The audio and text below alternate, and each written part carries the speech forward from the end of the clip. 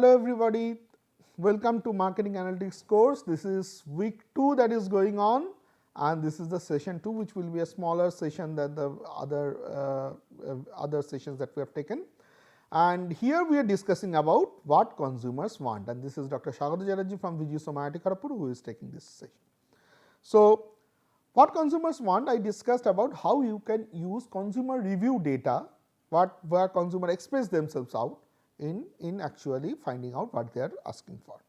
But there is another method which you can also use, which is called conjoint analysis. The major goal is to identify what consumers want as usual, and we actually what we do is we break options available into a combination of multiple attributes. So, we make sure that it is a combination of multiple attributes and find out how customers value those attributes. So, each of the offering that we have, we break it down and then see that each particular parts how customers are valuing those attributes, and find out then a combination of those attributes and combination of the valuations of the consumers as well to create the overall solution. So, we will come to that. This is all textual things, but we will come to that what exactly this mean. So, the very basic thing that a customer want to do is to get the maximum consumer surplus. He wants to maximize his consumer surplus. So, these are economics, microeconomics 101, where he gets certain utility or value from an offering when he purchases that, and when he purchases that he also pays a price. So, utility in the monetary term minus price is something is probably the net consumer surplus that he is getting. So, value minus price. So, he wants to maximize that, as simple as that. Now, to create value for the customer, you have to increase your cost. The more value you will create, the more cost the company will incur. On the other hand, you cannot charge more price. So, if you want to make the customers happy, if you want that value minus price to be high, either you can increase value or you can decrease price. But the problem with decreasing price a lot is that price affects your profit function. Your profit function is demand, which is a function of price, into price minus cost. Now, if your price is very high, your demand will come down. So, you cannot keep the price very high. On the other hand, if you increase your value, your cost will go up. So, your price has to be higher than your cost. So, then there is a dilemma that we have as a customer. So, do I increase value? Do I increase price? What do I do? If I increase value, then cost will go up. If I increase cost, then price will go up. If I increase price, then demand will come down, and I do not know whether the profit maximizes or not. So, I have to find out a best solution which will give customers the highest value at my lowest cost, and I can sell it at the right price, not the highest price, not the lowest price, but the right price. So, this is something, all this combination of information becomes difficult to find, to be able to find out in other options, quantitative techniques available. So, what are the techniques available? We will discuss about that first.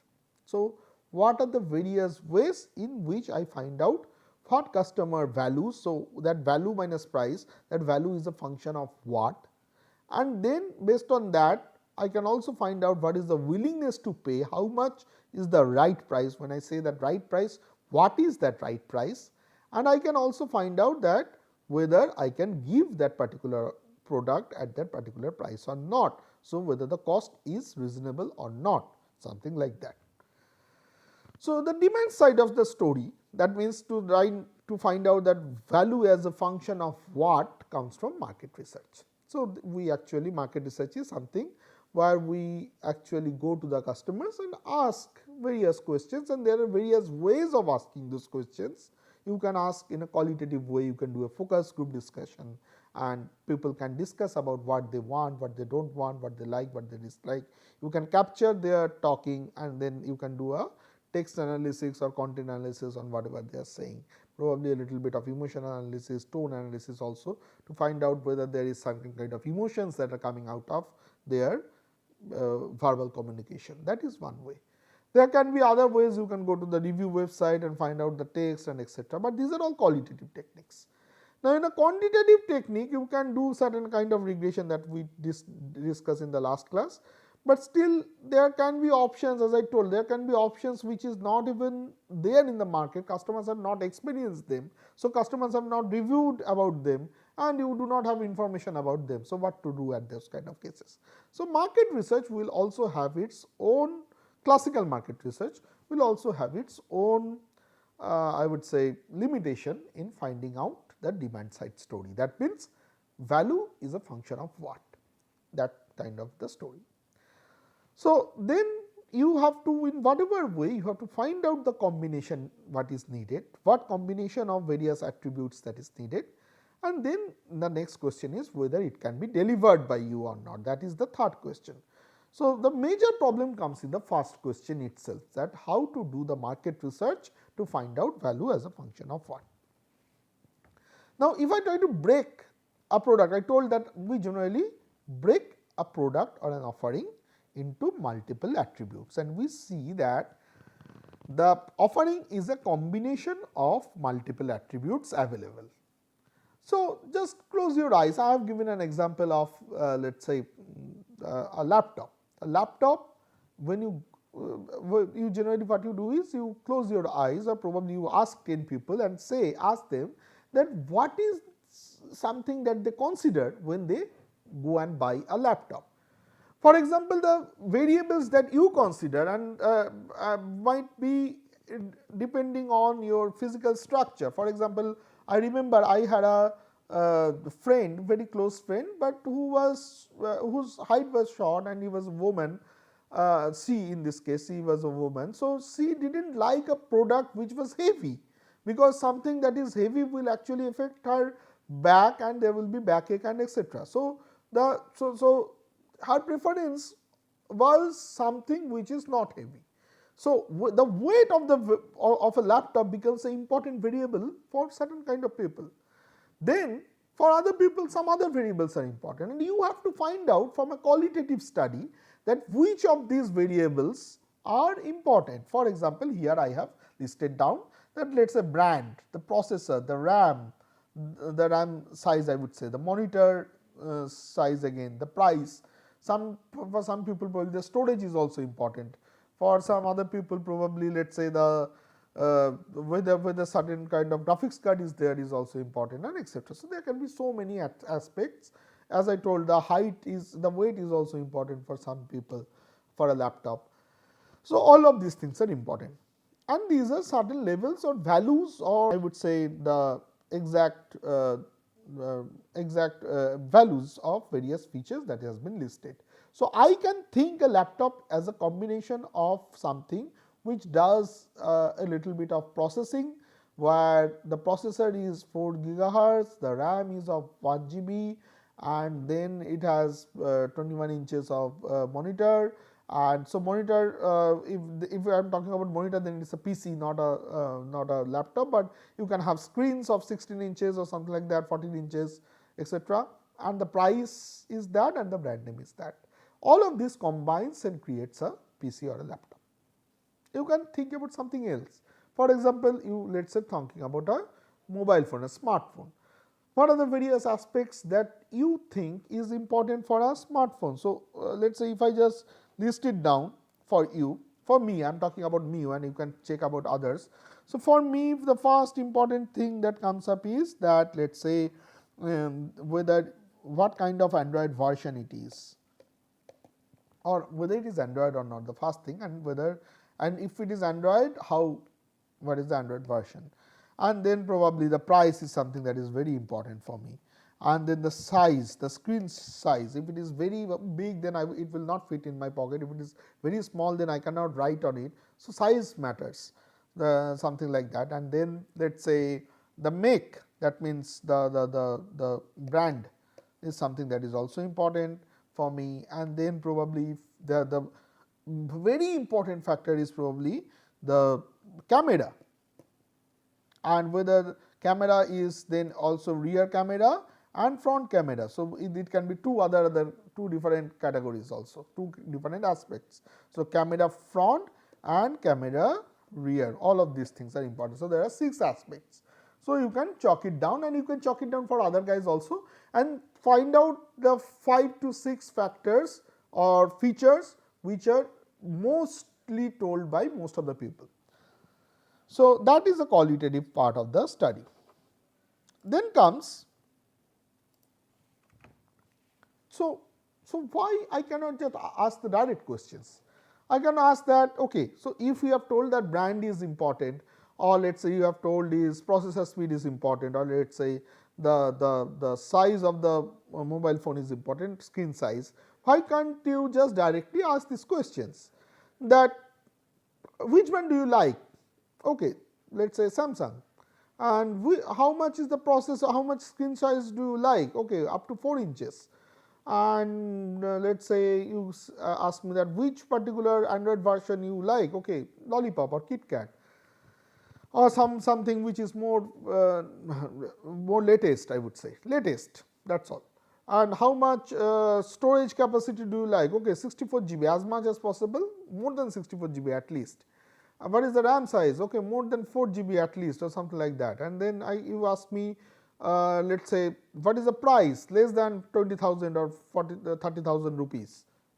So, when I say these things, these are all vague answers. This is not concrete answers. It does not say that, okay, if instead of 40,000, if I give it in 20,000, how much is your willingness to buy it? Or if means exactly what percentage it will increase? Or if I say that, okay, if I give a combination of your non-preferred brand with your preferred RAM size, will you be more interested to buy that versus your preferred brand and non-preferred RAM size? So, how those things actually interact with each other? I have no idea when I ask those things. So, often these answers are trivial and unenlightening. You do not get any new information, any good information out of this method.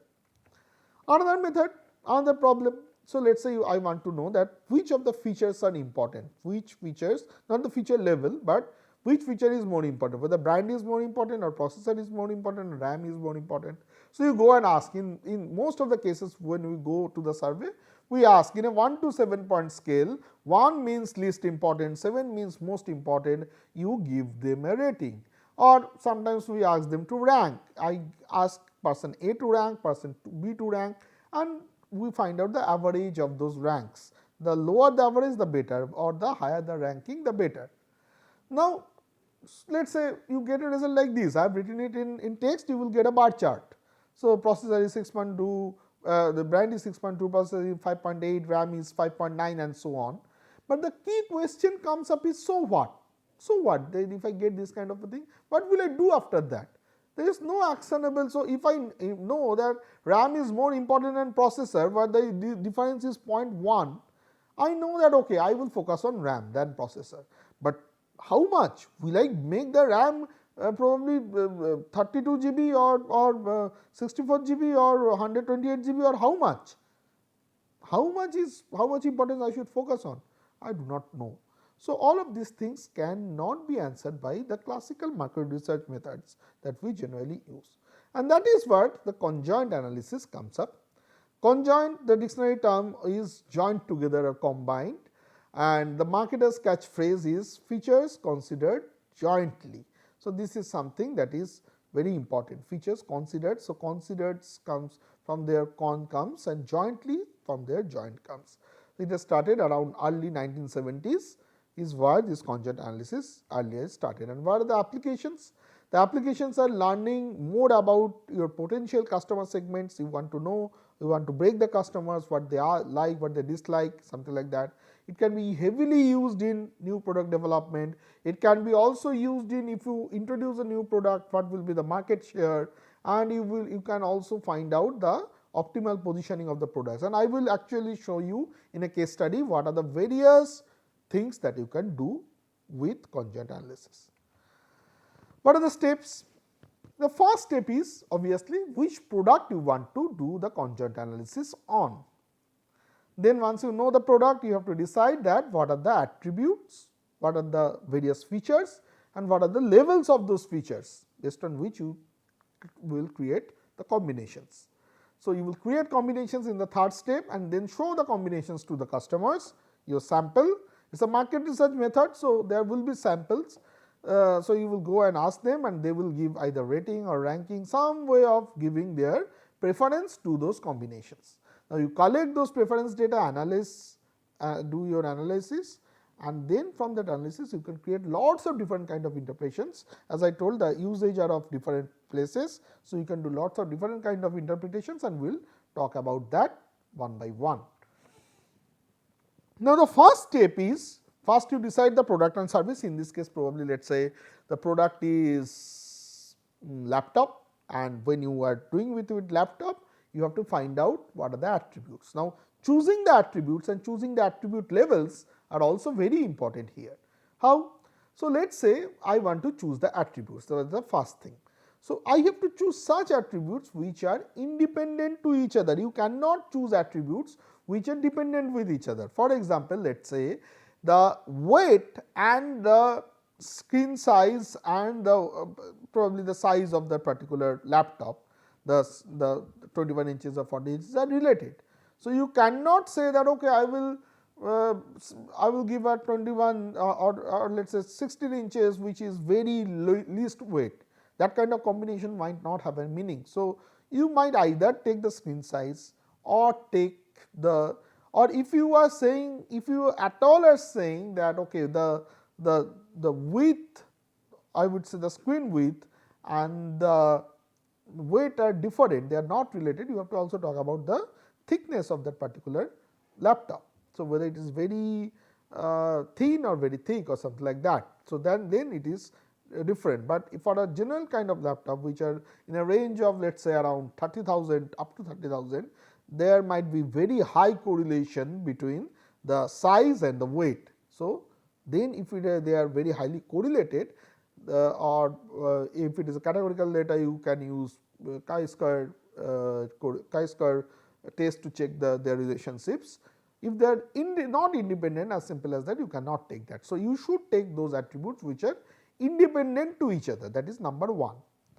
Number 2 is you have to choose those attributes which has varying levels. So, you choose an attributes which has no variety. Let us say you are talking about smartphones and most of the smartphones let us say are Android and so let us say Android and then Mac. Okay. Or so if the processor, the OS system, operating system is not different, there are not multiple levels available. For example, if the brand name is Apple, you only have Mac, you do not have Windows. So, you cannot create a combination which is Apple and then, so in that case either you choose the brand name or you choose the operator, the OS name, and because those kind of combinations becomes difficult.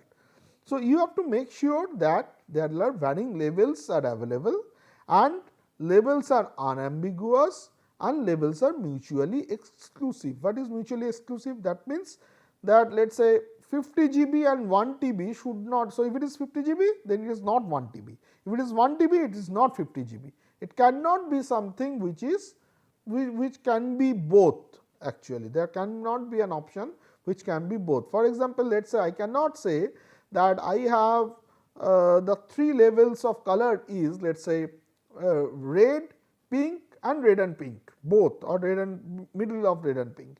Then that red and pink has to be a different from red and pink. So, it cannot be a combination of two, or both can happen. This kind of things should not be there. So, all your labels should be mutually exclusive, either option A or option B or option C. Either of these 3 things should happen. And then comes the labels of the brand which has to be unambiguous. So, you cannot say popular and unpopular. What is popular for one guy might be unpopular for another sample. So, you have to give the name. You have to say HP, Lenovo or Dell. You cannot say popular, unpopular. You cannot say high, medium, low, because what is high for you, what is high for me might be different. So, you have to give exact, unambiguous, concrete labels for each of the attributes. Once you do that, you create combinations. Now, it is very tempting for the people that to create use lots of attributes and lots of attribute labels. So, just see, if you use 3 attributes and each of the attribute has 3 labels like this, you will have 27 combinations, 3 into 3 into 3. So, the more attributes you check and more attribute levels you take, the more number of combinations you get. It is good to have lots of combinations, but then analyzing them becomes very difficult. You have to collect lots of data to analyze that. So, that is why we say that up to 3 to 5 levels, up to 3 to 5 attributes, not more than that, and make sure that the number of attribute levels are more or less balanced. So, each attribute should have similar number of levels. Brand has 6 levels and let us say RAM has 2 levels, that is not something that is good. Now, I have just listed down 9 of them and there are 18 other combinations. So, you have to also see that the combinations are meaningful. As I told in the last discussion that Apple and Windows OS is not a meaningful combination, that is not available, Apple brand and Windows OS. So, you have to make sure that the combinations that you are creating out of those attributes and attribute levels are also meaningful. So, here for space constraint I could not list down all the 27 combinations, but there are total 27 combinations that gets created. Now, the next job is to show them and collect data. There are 3 methods, one is ranking based, one is rating based and another third is choice based, and based on which method you are choosing, the analysis techniques are different. In the next video we will talk about that. We will do a case study and we will see that how this kind of methods and corresponding tools, statistical tools can be used to get what consumers want. So, we will stop here for this particular session and we will come back with a case study in the next video. Thank you.